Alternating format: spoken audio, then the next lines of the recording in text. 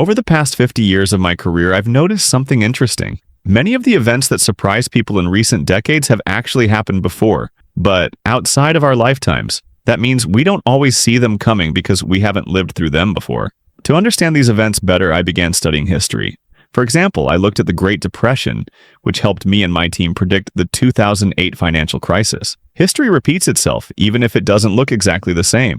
The patterns are there, we just have to recognize them. Today, there are three major problems happening at the same time. These issues haven't occurred together in our lifetime, but they have happened in history. I studied them to understand what might come next. The first issue is debt and money printing. We are creating more money and debt than ever before. The only similar time in history was between 1930 and 1945. Back then, central banks printed money to support the economy. We are doing the same thing now, but on an even bigger scale. The second issue is internal conflict. There's a growing divide between people on the political left and right. At the same time, the gap between rich and poor is one of the biggest in history. People feel unheard, and populist movements are rising. We saw something similar back in the 1930s and 1940s. The third issue is international tension. The US used to be the dominant power in the world, especially after 1945. Back then, the US held half of the world's economic power. It also controlled most of the world's gold and had the strongest military. That's why global institutions like the United Nations, the IMF, and the World Bank are based in America. But things are changing. New powers are rising. The last time we saw a global shift like this was in the 1930s and 1940s. So I studied how empires rise and fall, and how currencies change over long periods. I looked back 500 years to find patterns that might help us understand what's happening now. I'm not a historian. I study these things to make smart decisions in today's world. What I've learned has helped guide my investment decisions. Besides those three major issues, I found two other important lessons in history. One is natural disasters, things like pandemics, floods, and droughts. These events have destroyed more societies than wars. For example, COVID-19 was the first global pandemic most of us experienced, but history shows they happen from time to time. The second is human creativity and adaptability. This is our greatest strength. We can learn, adapt, and solve big problems. Technology today gives us more power to create solutions than ever before. That gives me hope. Now let's talk about where the US stands in this historical cycle. In the last few decades, the US has been losing some of its global dominance. It's not just about the military or economy. We can measure this decline with 18 indicators, things like share of world GDP, export strength, education, and technology. On most of those measures, the US is falling.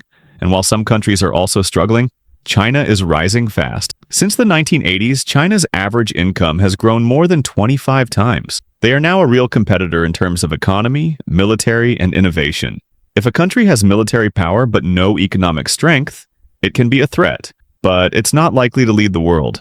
Economic power is essential. Looking back, we saw empires like the Dutch and British rise and fall. The same process is now happening with the US. The question is, can we slow down the decline or even reverse it? One of the biggest problems is our economic policy. The US has been creating too much debt and printing too much money. The Federal Reserve is now trying to undo that. But is it too late? It's really a matter of basics. Are we earning more than we spend? Are we investing in our people? Are we educating children properly? Do families have support? These are the foundations of a strong society. If we get those basics right, we can build a strong economy. But if we ignore them, we'll continue to fall behind. When I decide where to invest, I look at countries that focus on these things: education, healthcare, family values, and public services. Can the US improve these fundamentals?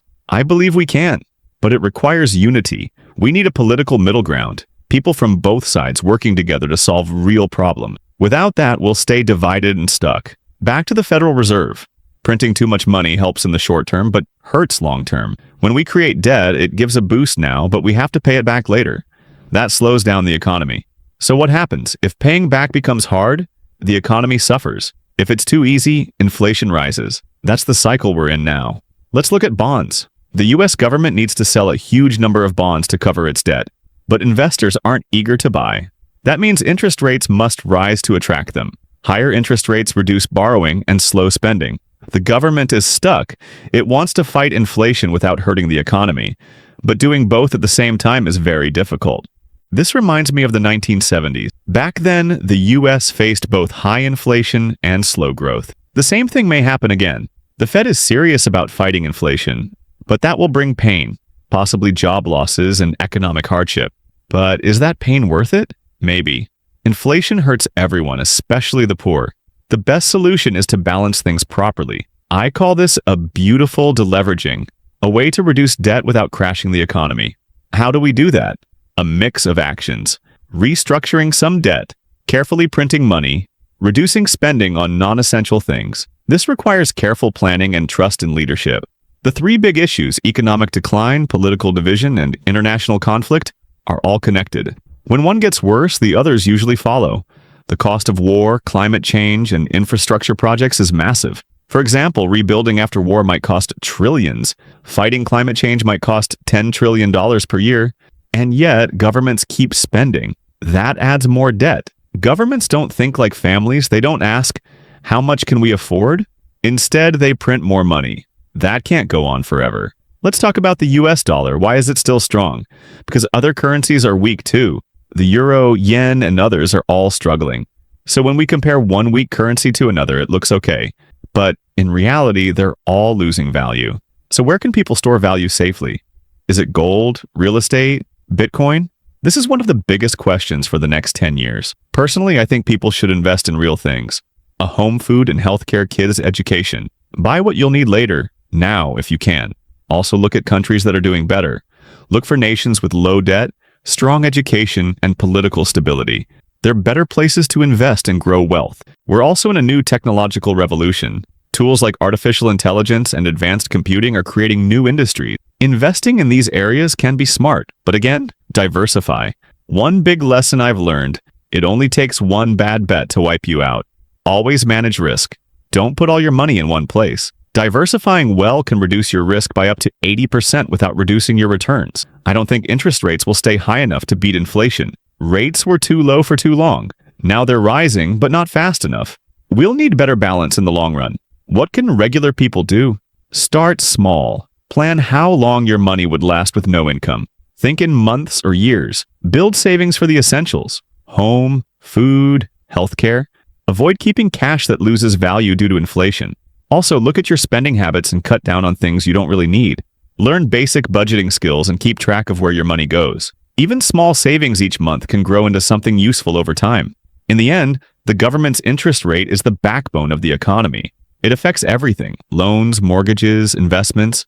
We need to manage it carefully. I believe in what I call the 3% solution. Reduce the budget deficit to around 3% of GDP. We've done it before, and we can do it again. That would lower interest costs and help stabilize the economy. But the real issue isn't just money, it's politics. We can't fix the economy without fixing how we work together.